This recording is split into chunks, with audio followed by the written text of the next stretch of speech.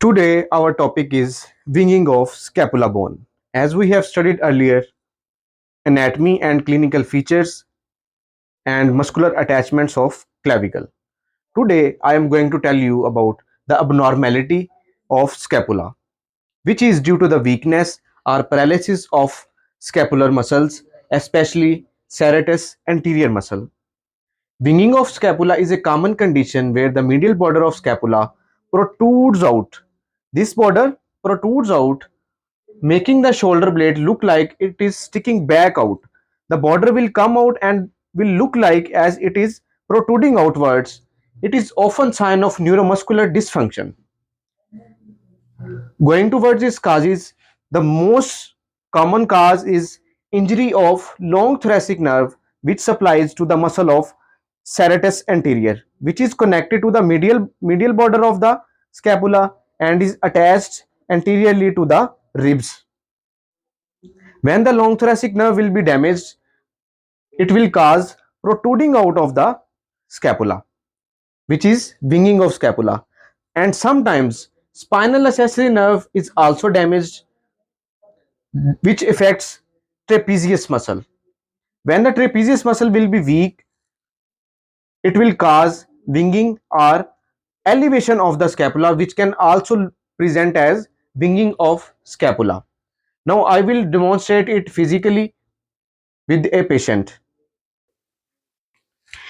Here is the practical demonstration of winging of scapula. Here we have a patient who have weak serratus anterior, and in some patients due to paralysis of serratus anterior muscle, winging can be caused.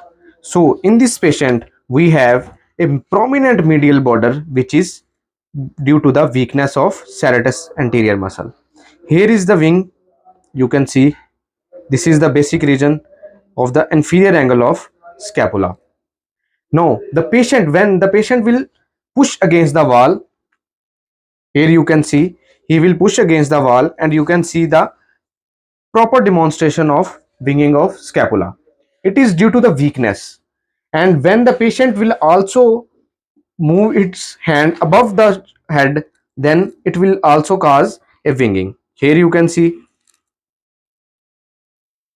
in few patients the demonstration is clear as patient is unable to move its hand above the 90 degrees. It will cause discomfort and asymmetry of shoulder blades, which you can see both the shoulder blades are prominent.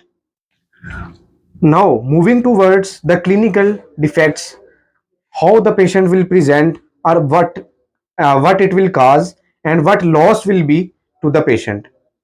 First one is loss of shoulder stability. Shoulder will have a decreased range of motion and power in overhead activities. There will be muscular imbalance, scapulothoracic dyskinesis. There will be abnormal movement of the scapula during motion. In some cases, winging may be visible at rest. As you can see, here patient is sitting and in a normal resting position, and we are able to see the winging of scapula. Now I am going to tell you about in which persons it is common. It is mostly common in children and athletes who have faced any trauma or due to overuse injury. Mostly in the weightlifters, it is due to overuse injury, and sometimes in boxers it is due to repetitive movement which a boxer uses and causes the weakness and overuse injury of serratus anterior muscle. And in swimmers it also causes due to overhead repetitive strokes, and when it is occurred, the patient are unable to move its overhead movements. Sometimes in gymnasts, due to high shoulder demand, it is also caused. And in few people, due to surgical interventions of shoulder, scapula, or any muscular injury, it is lymph node dissection. It is caused in such patients. So to correct this, I will tell you further the exercises and the regime of physiotherapy. Thank you.